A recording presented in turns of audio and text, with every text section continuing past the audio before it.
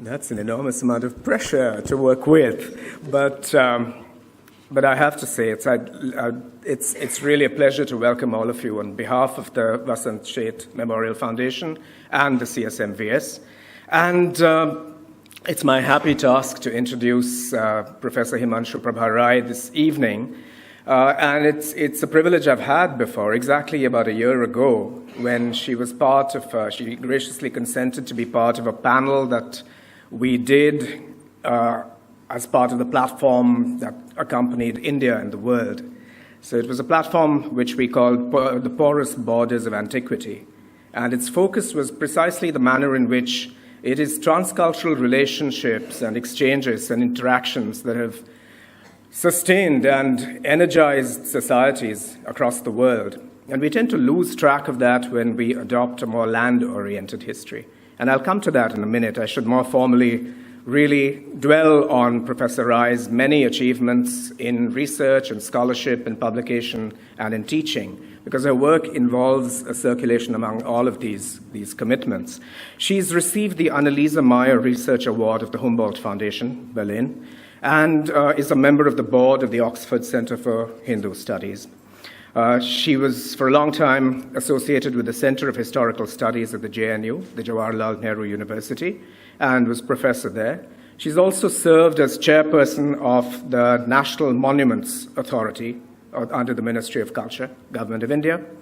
And her recent books include Archaeology and Buddhism in South Asia, the archaeology of seafaring in ancient South Asia, which has been a long-term preoccupation with her, as well as the volumes that she's edited in recent years, last year, in fact, Buddhism and Gandhara, an archaeology of museum collections, Bridging the Gulf, Maritime Cultural Heritage of the Western Indian Ocean, which really speaks to the topic that she will elaborate on today, and also a book that she edited together with Satish Chandra, The Sea, Identity and History, from the Bay of Bengal to the South China Sea.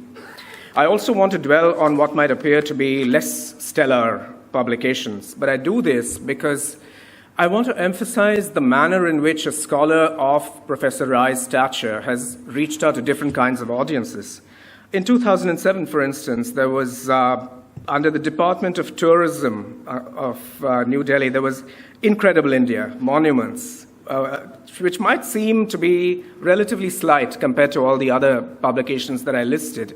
But I think it's noteworthy that a scholar of this eminence can yet address a very different and, if you will, a more demotic kind of audience, because work like this and institutions like the one we're in at the moment will not survive unless they actually reach out to that audience. Condescension is not the way to go, very clearly. In fact, it's this way of reaching out and bridging, if you will. I also want to dwell on other monographs that she's worked on, particularly Archaeology as History in Early South Asia, which she co-edited with Carla Sinopoli. And I'm signposting these particular publications because her topic today, India's Forgotten Monuments, the case of the Canberra coast particularly, reminds us that we have to revisit three things that we tend to take for granted in this domain of study. As I said a little earlier, we tend to work from a default position of land, that which is landlocked, and travel and pilgrimage routes and invasion routes that crisscross continental masses. But when we do that, we tend to lose track of the fact that far more productive engagements have taken place across water. So if you reorient yourself to the port city, such as the one we're in, the port city, the island, the archipelago, the lagoon, you have a completely different way of looking at how human beings have interacted, how culture has emerged from the encounter of dissimilars. So that's something that I want to flag as a kind of frame for what I know will be a marvelous presentation. The move to maritime history as a way of thinking through questions of how one might effectively revisit even our favored narratives.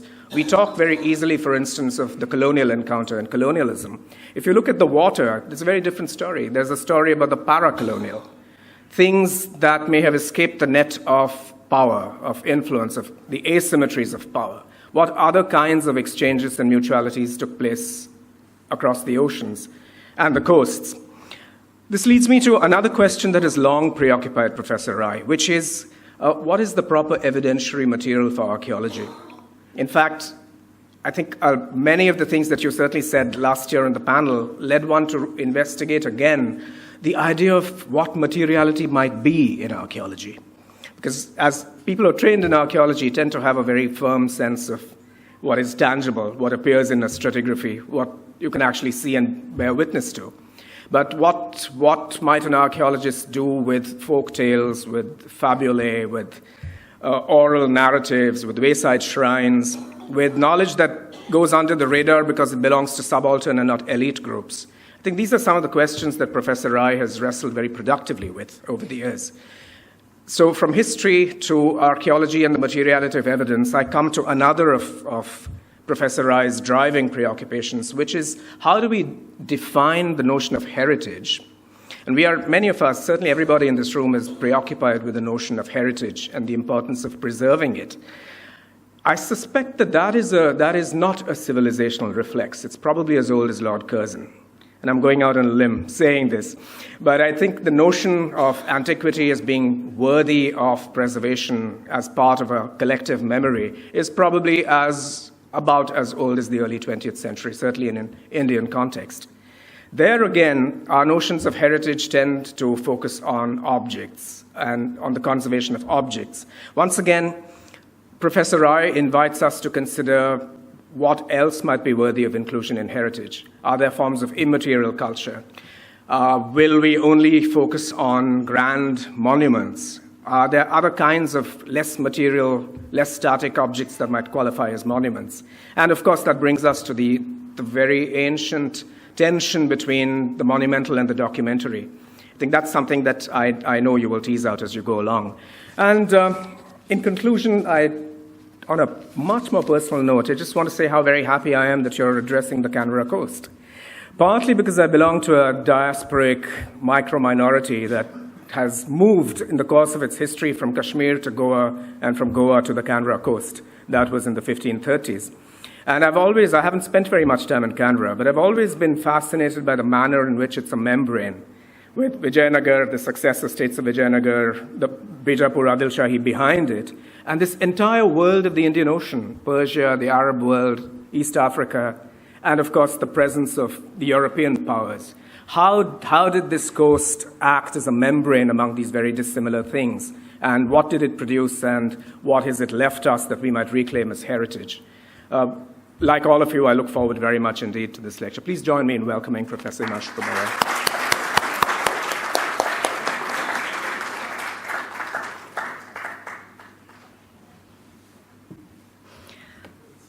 Respected Mrs. Sheth, trust members of the foundation, Dr. Mukherjee, all of the foundation members who worked very hard to make this happen, I'm delighted and honored to be here.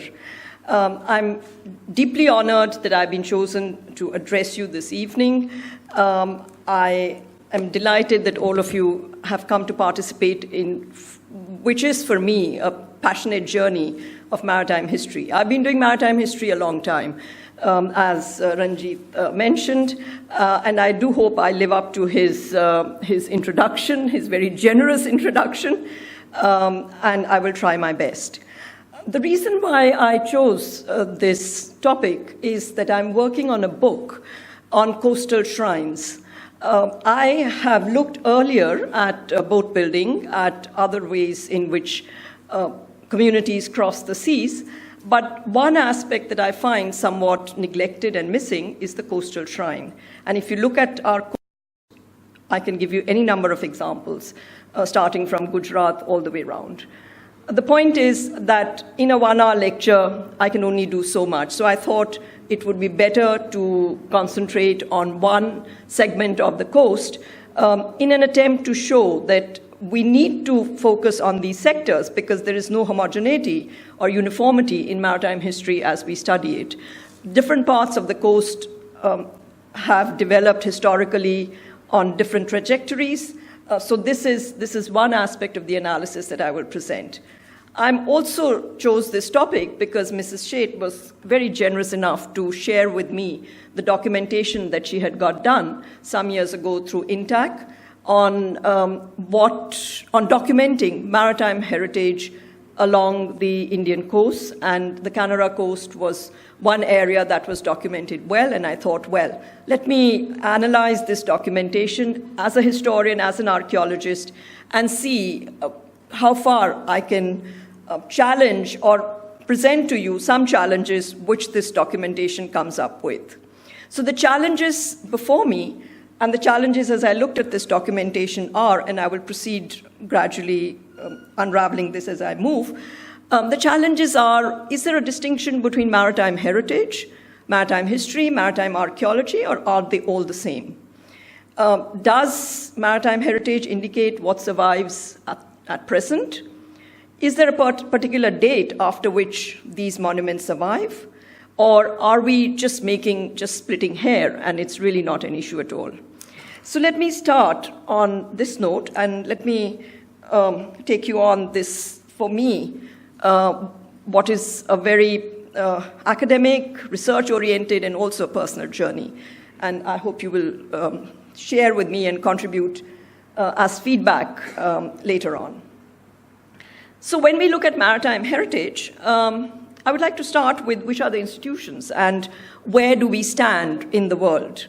And I've deliberately put in the global platform because I think it's important to look at not just local, regional, national, but also transnational and global. And this is where UNESCO and its World Heritage Convention, the 1972 World Heritage Convention, comes in. India signed this convention in 1977. So at the international level, we are looking at UNESCO. We are looking at UNESCO's changing paradigms. I must say at this point that in India, we are still with the 72 convention, and it is that convention that we follow. And I'll try and explain why this makes a difference. At the national level, there's the Archaeological Survey of India, who's responsible for conserving our monuments. In a country of this size, we have only 3,700 monuments. And I think we need to do something about that. There are the state departments of archaeology, and of course, there are NGOs as well. So why is World Heritage an issue? It is an issue for me because as far as I can see, what we are looking at are numbers. We're not looking at monuments, communities, or what it entails. We are only looking at how many we can inscribe on the World Heritage list. And India, as of now, has 37 World Heritage sites. It's the 6th highest, I've said. But what bothers me is that even the sites that have been inscribed, some of our great sites, Ajanta, Konarak, Mahabalipuram, which have been inscribed on the World Heritage list for their aesthetic value, for their beauty, they're all part of a maritime network. They are all coastal sites. But none of the maritime connections are ever highlighted when we talk about these monuments. I have nothing against studying them as art historians do, but the point is that we need to look at the larger context within which these are related. And unless we do that, we will keep counting sites and how many we can register on the World Heritage list. So I do think that that's a shift we need to make. We also need to look at other dimensions of UNESCO and not just the World Heritage inscription. That has really been our major concern as of now. And I find the Universal Declaration on Cultural Diversity very significant, particularly when we are discussing the coast, when we are discussing coastal communities and monuments. And something which I think I need to highlight is the fact that it is stated in this 2001 declaration that cultural diversity is as necessary for humankind as biodiversity is for nature. This is something which is often forgotten. And in this country, the rules for environmental preservation are far stronger than they are for culture. And I think that there's a problem there, and we need to sort of really bring in diversity preservation on the same level as we have for some other sectors and fields. So certainly cultural diversity is something that we need to think about. when we are looking at our monuments. And as I said, in this presentation, I would focus only on the Canara coast, from Goa to Mangalore. Mangalore is off this, further down Bhatkal, further south. The Indian coastline is enormous, and the total length of the Canara coast is around 300 kilometers, so it's not a short stretch, and it's not a stretch which is homogeneous or uniform. It's also not a stretch which is in width, which is small. It sort of varies between 30 to 110 kilometers. So it's a fairly large area that we are dealing with. And in this area, what we find are sites which survive, sites which have been excavated archaeologically, and sites which need to be preserved. So the question I'm posing is there a disconnect between maritime archaeology, history, and heritage? And the reason why I ask this question is that when I looked at the documentation of what survives on the Canara coast, most of the sites which survive, or most of the structures or monuments which survive, date from 16th century onward.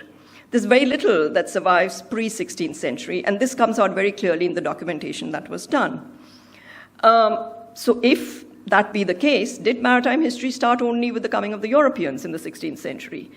And do we need to then factor in other sources, archaeology, research? Research for me is important, because otherwise we just present or we just follow the stereotypes that we have stayed with all these years.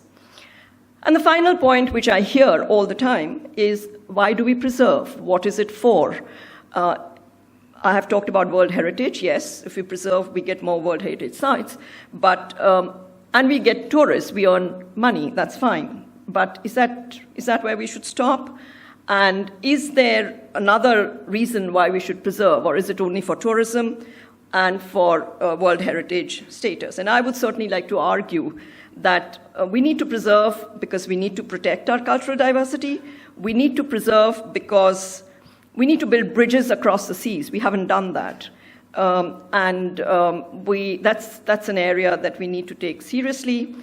And I think for all of this, platforms like this, where all of you are present in this discussion, I think this public discourse is very essential to have this, to take this forward.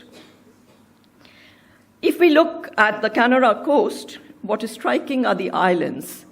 These islands are being developed now for tourism. There's a marine park which is coming up on Pigeon Island, 18 kilometers off Murdeshwar in Bhatkal Taluka. There's also adventure tourism which is being promoted.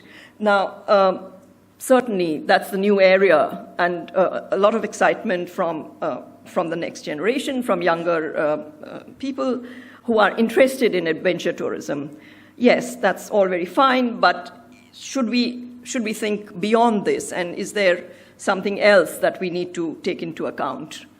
So let me briefly also talk a little bit about the documentation that was done and what the results of this documentation are, and where then can one draw the line between heritage, history, archaeology. The documentation of the Canara coast, it revealed 60 sites along in the Uttar Kannada district. This was done, as I mentioned, by Mrs. Asha, was sponsored or initiated by Mrs. Asha Sheth, done between 2004 and 11. And they focused, their brief was to look at sites which are related to maritime heritage.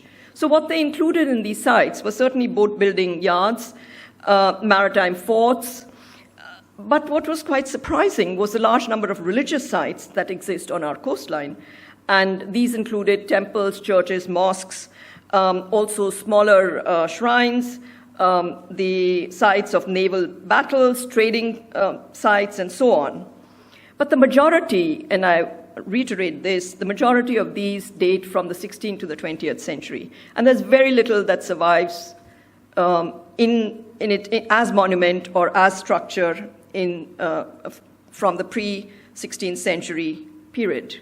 This is despite the fact that there are several outstanding features of the coast. Until very recently, there were 9 major coastal centers along the Kannada coast, from Mangalore all the way up to Goa. There's also boat building that's going on on this coast, different kinds of boats. And the reason why I put in 3 types of boats is to talk about or to emphasize the complexity of boat building, the fact that these boats were used for different purposes. It was not just a very simple activity, but that it fed into different needs of the communities. What are also important are the islands, and most of these islands have monuments on them. These islands are fortified. I'll show you a visual in a moment, have churches, cannons, temples, and so on. Some work on fishing communities was started in the 20th century, especially by James Hornell, who was the director of Madras Fisheries, and this is an important piece of work that we need to go back to as we see the transformations and we see changes, some good, some not so good, the declining boat building communities, and also the fact that many of the traditions which had continued for centuries are now under serious threat and may no longer continue for very long. And particularly important in this regard is James Hornell's work, who was director of Madras Fisheries, and he has documented in great detail the kind of boat building that took place not just on the Kannada coast but also other parts of the subcontinent. And one of the conclusions that he comes up with, or that he came up with, was that the traditions of boat building are very specific. There are no sort of uniform traditions around, but they're also linked to identity and issues of how the communities see themselves with relation to the sea. And particularly striking in the context of the Western Indian Ocean and India in general are the 2 traditions. One is the stitch tradition, which you can see on the left. The stitch tradition is very specific to the Western Indian Ocean. It's not that everywhere they stitch it with the same kind of coir, but this requires specific wood, teak. It requires specific types of coir rope to do the stitching, skills, expertise, and also apprenticeship, which allowed people to build these boats.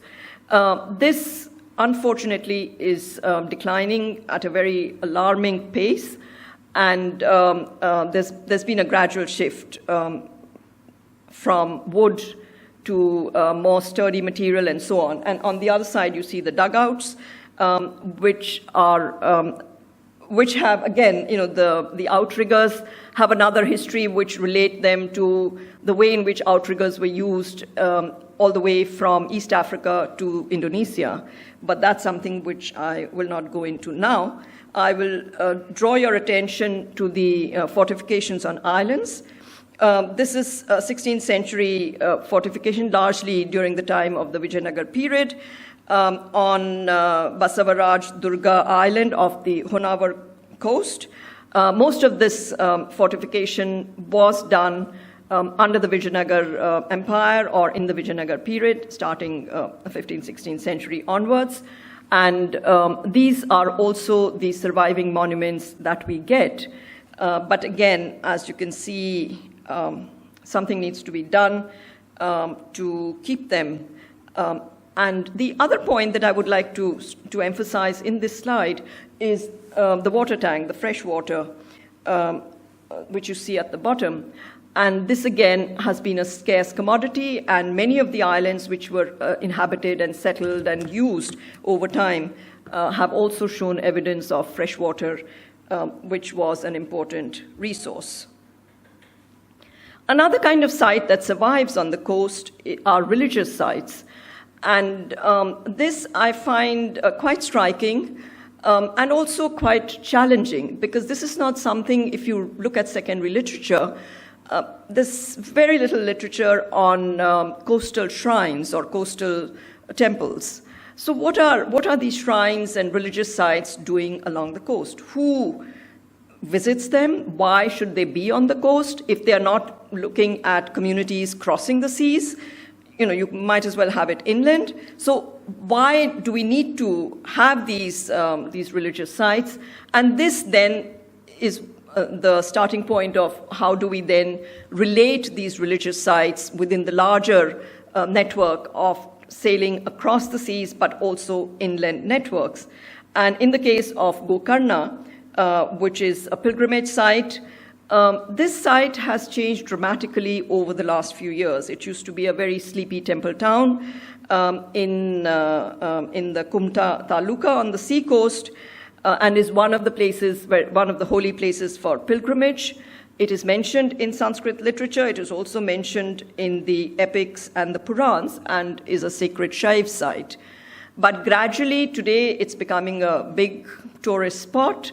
It's also a center where there's new institutions have been set up for yogic learning, for Ayurveda, and so on. So the point I'm making is that these sites themselves are changing very rapidly and are developing an enormous tourist traffic as they become major spots for visits of people who are interested in certain types of tourism, certain religious tourism.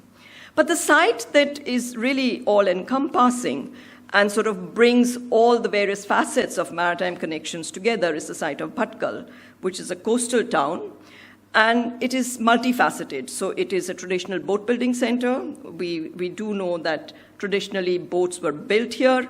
It was also a major port, again in the Vijayanagar period, 16th and 17th century, for import of horses. And this horse trade from the Arab world into South India has been documented, is very important, and was routed through the coastal town of Bhatkal.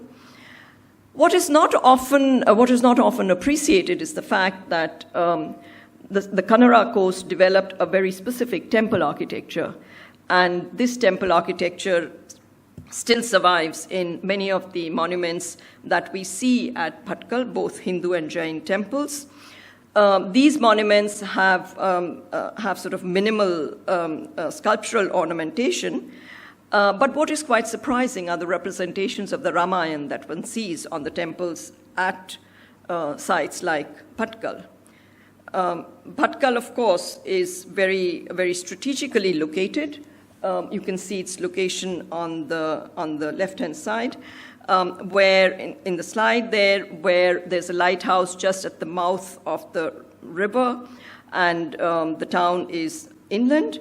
There's the major boat building yard, the boat building center at Bhatkal. But what is also quite significant are the temples that survive at Bhatkal. And this is one of the temples, again, 16th, 17th century temple. There's not that much ornamentation on many of the temples, as I mentioned. The striking roof of these temples is quite telling. You can see the dwarpals, but what I would like to point out is the sculptural representations from the Ramayana that you see on the walls of these temples. And again, this is something that was documented as surviving on the Kannada coast. Now, let me draw your attention to another kind of monument that we see on our coast, and these are graves.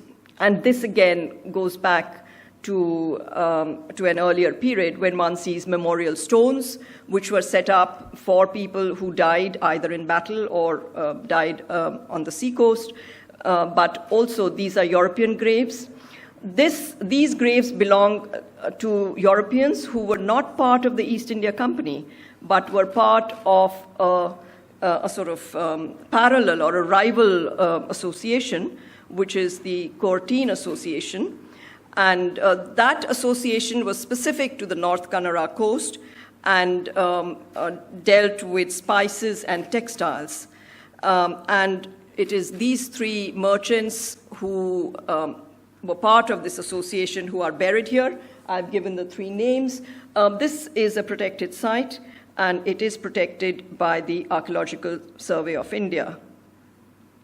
So where are we now? So if one looks at the maritime heritage, we see we've got a documentation of 60 sites, which includes some sites associated with maritime activity like boat building and temples. But are these the sites which are protected or preserved by the Archaeological Survey of India? And that is where the surprise element is. They are not. The Archaeological Survey of India does protect about 300 monuments of national importance, which are protected by the Dharwad Circle on the Kannada coast. But most of these are located at two centers, at Bhatkal and at Banavasi. I've talked about Bhatkal, and I'll show you Banavasi in a moment. But what is surprising about the list, the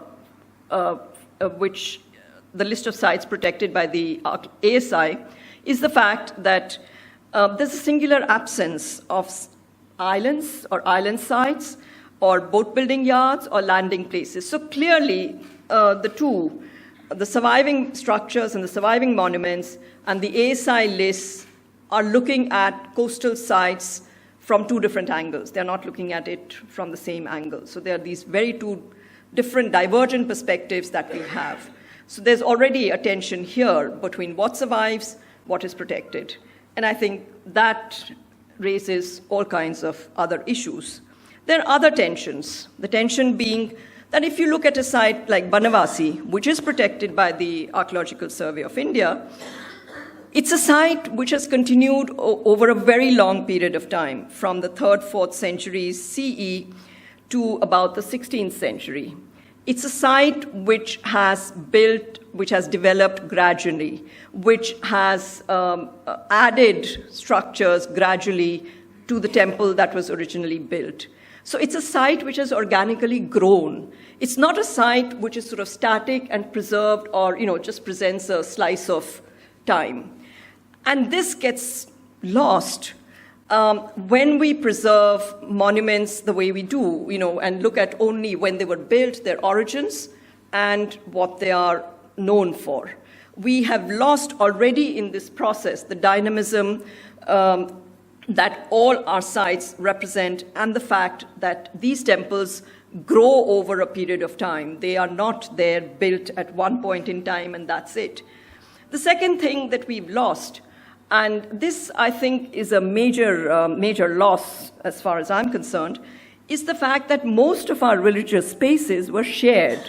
These were dynamic spaces, but they were shared across religions.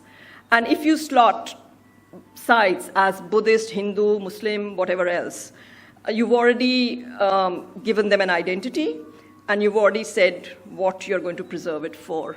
So I think that these are some of the losses in the way in which we categorize our sites and in the way in which we preserve them.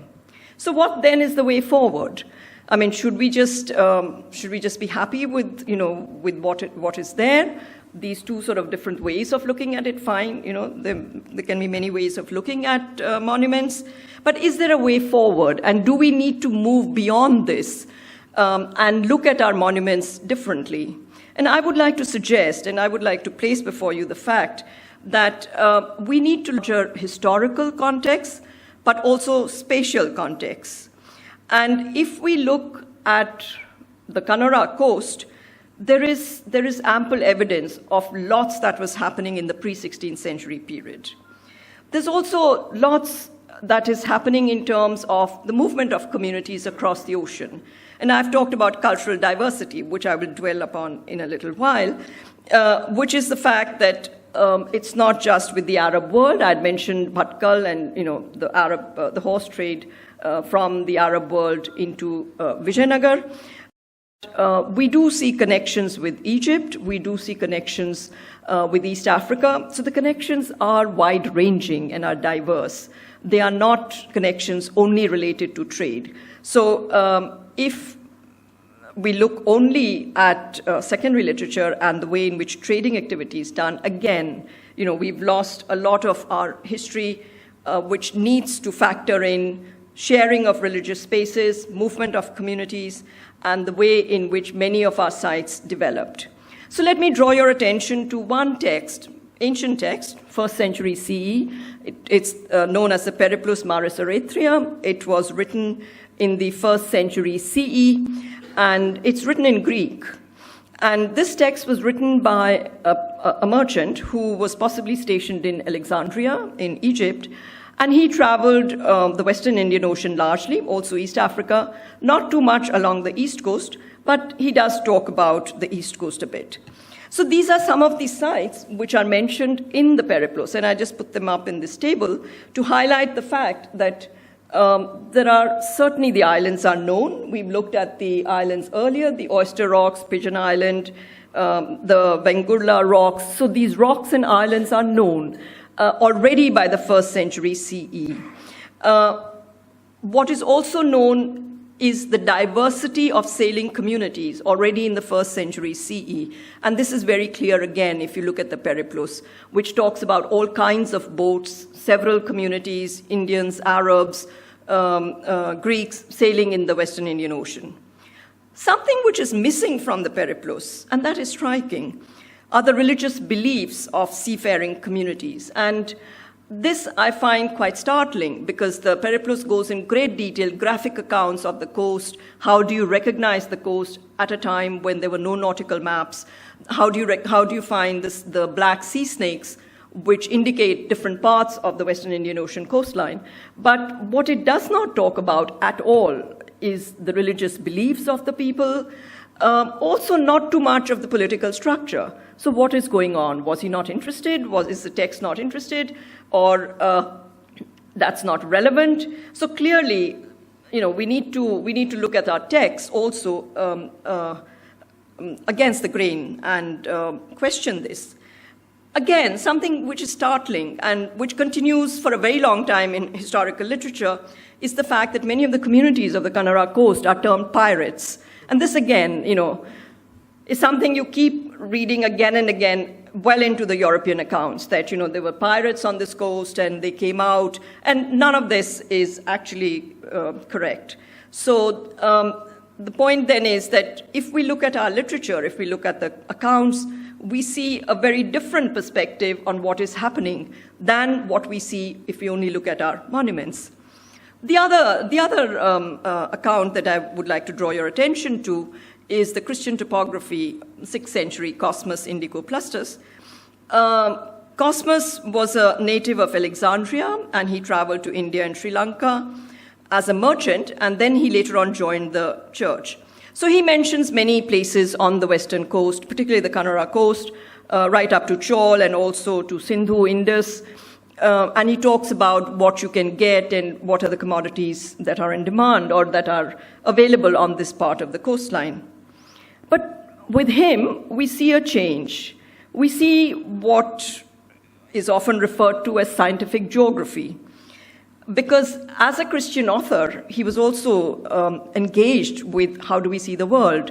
And he certainly sees the world as flat and against the pagan notion, the earlier Greek notion of the spherical world. So gradually, the point that I'm trying to make is that all this literature tells us or informs us of the way in which the communities are changing their perception of the sea, of the world, of the way in which they interact with each other, but also that each of these texts does not give us the complete picture. Just like our monuments did not give us a complete picture, the texts themselves also provide us certain insights, but we need to counter this with other kind of data and other kinds of information.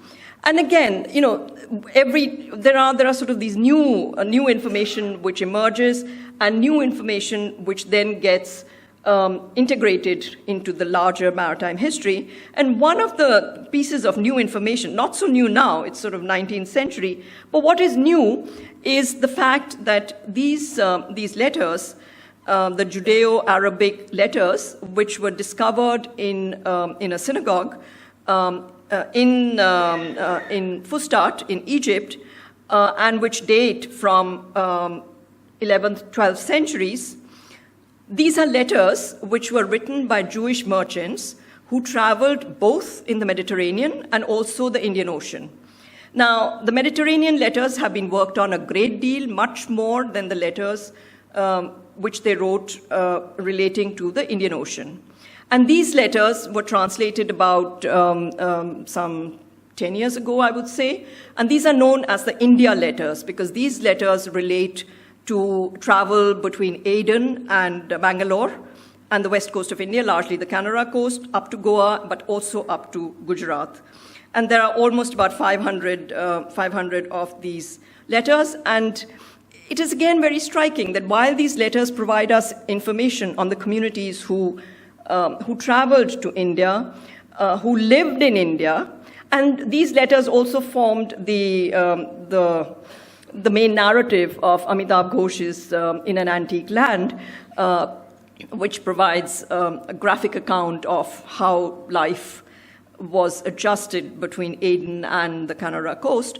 But these letters are, the India letters, I would say, are still being worked on, and it's still in the process of being researched and provide us different kind of perspectives on what is happening along our coastline. This is the restored Geniza chamber of the synagogue in the 19th century, on the left and on the right in Old Cairo. Just a very brief indication of what we are talking about. Aden and Mangalore, which are the two sites. Aden was the base of the Jewish community, and Mangalore was the factory site of one particular family and one particular gentleman. This, at the Mangalore factory site, copper utensils and a whole lot of other things were produced.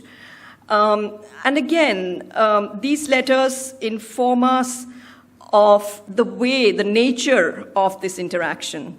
This interaction was not merely between communities, or was not just a Jewish settlement on the Canara coast. It was interaction between the merchant group, ship captain, the Nakuda, the fact that there were other rival groups within the Jewish community, but also the fact that a person like Ibrahim bin Yiju, who had his factory in Mangalore, he was a multifaceted person. He was not just a trader, not just merely a bronze factory owner, but he was also a scholar. He was a scholar, a poet.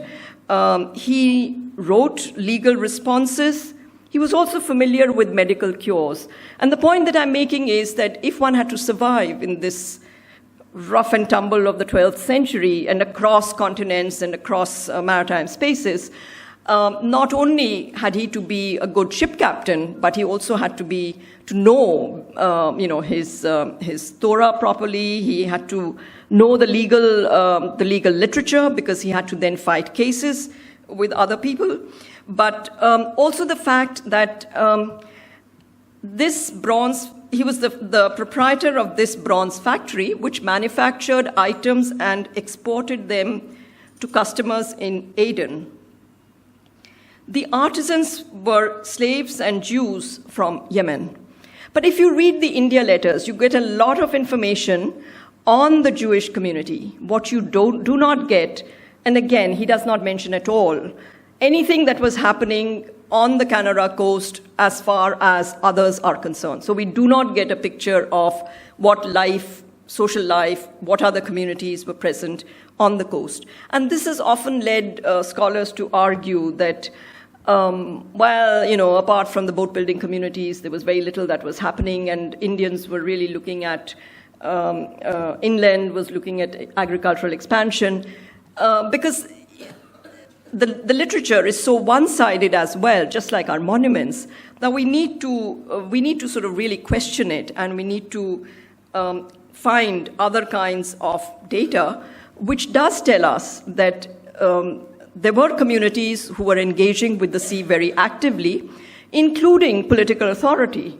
And this we get from inscriptions. I have talked here about the Kadambas, who ruled the Kannada coast from 350 onwards, but starting from the 1st century and starting from inscriptions of the Satavahanas, who ruled the Western Deccan, there is already a notion that the kings, they controlled the ocean, so they refer to themselves as masters of the ocean. Now, what that means in actual terms is another matter. But the fact that whether they are engaging with the ocean or not is certainly clear, that they are engaging with the ocean, they are considering themselves as masters of this maritime space.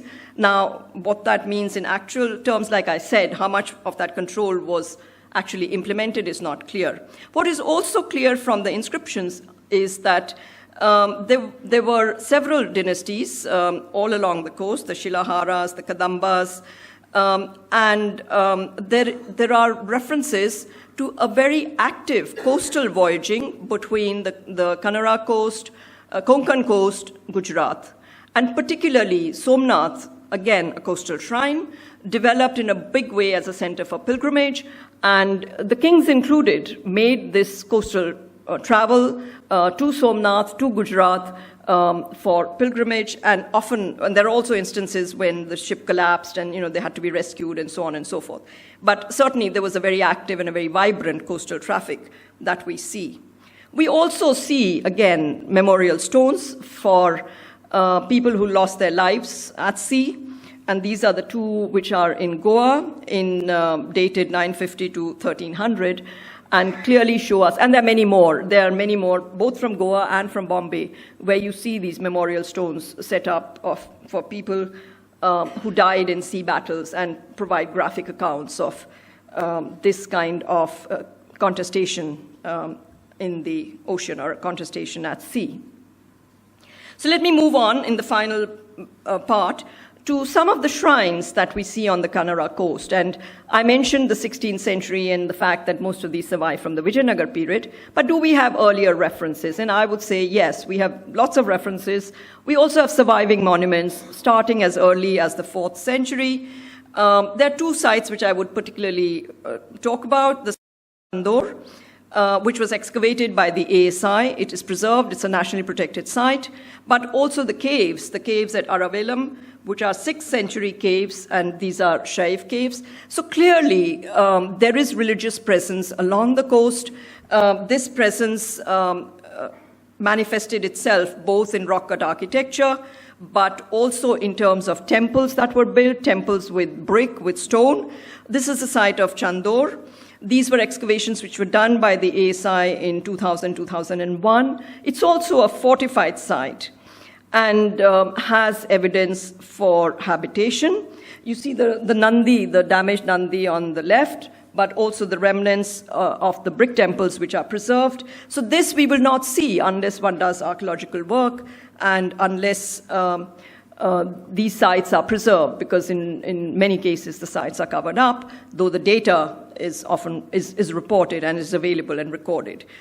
There's again, this continues, the temples continue from the 4th century right up to the 12th century. So how do we factor in all this information into the World Heritage Site of Goa? And I take you back to the point I made that we have at least 9 World Heritage Sites which I can locate in a maritime network. And here I will take only the example of Goa to show that there is a much longer history of Goa than what we have inscribed as World Heritage Site of the churches and convents of Goa.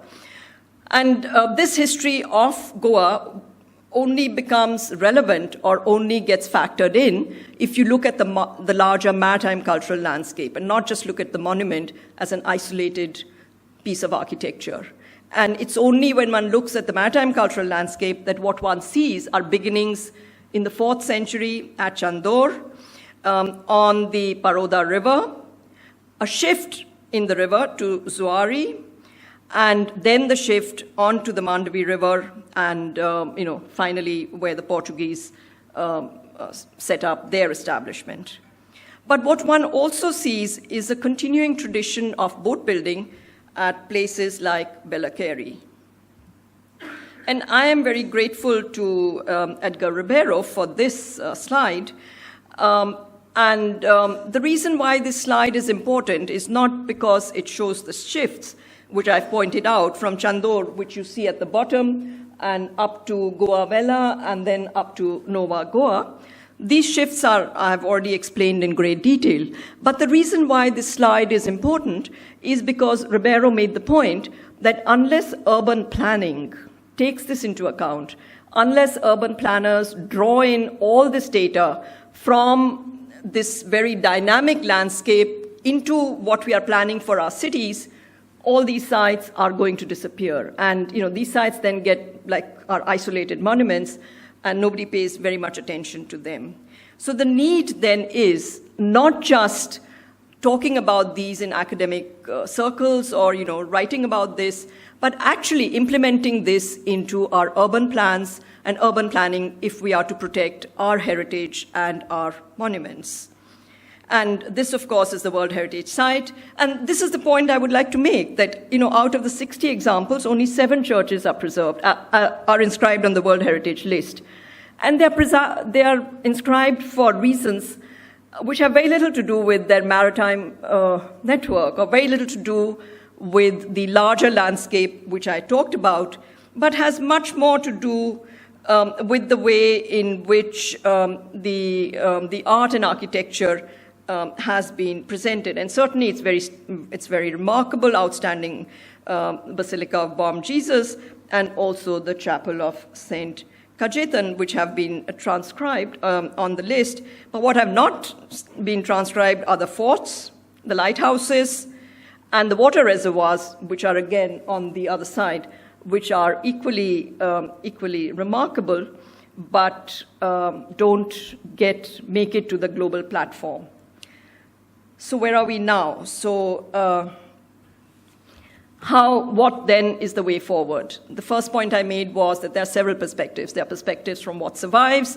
There are perspectives from what is preserved by the ASI.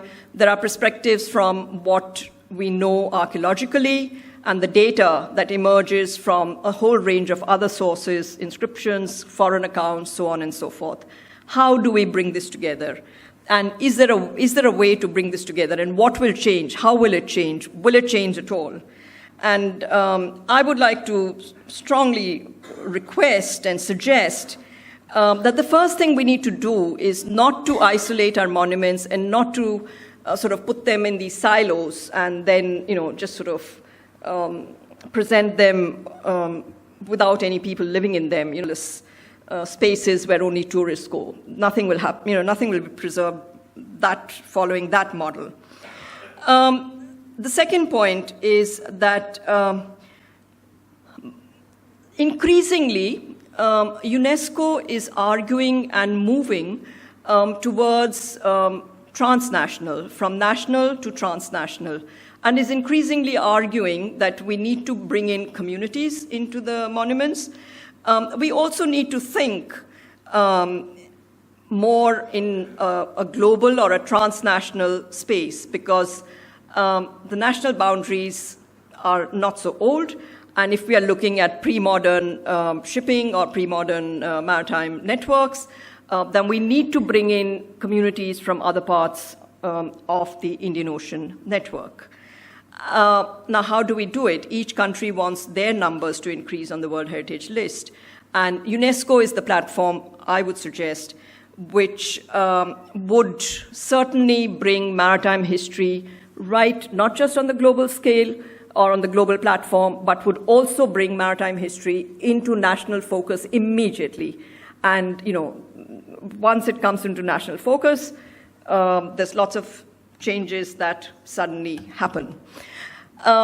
Is there a way that this can be done? And is there a possibility of this transnational nomination actually happening?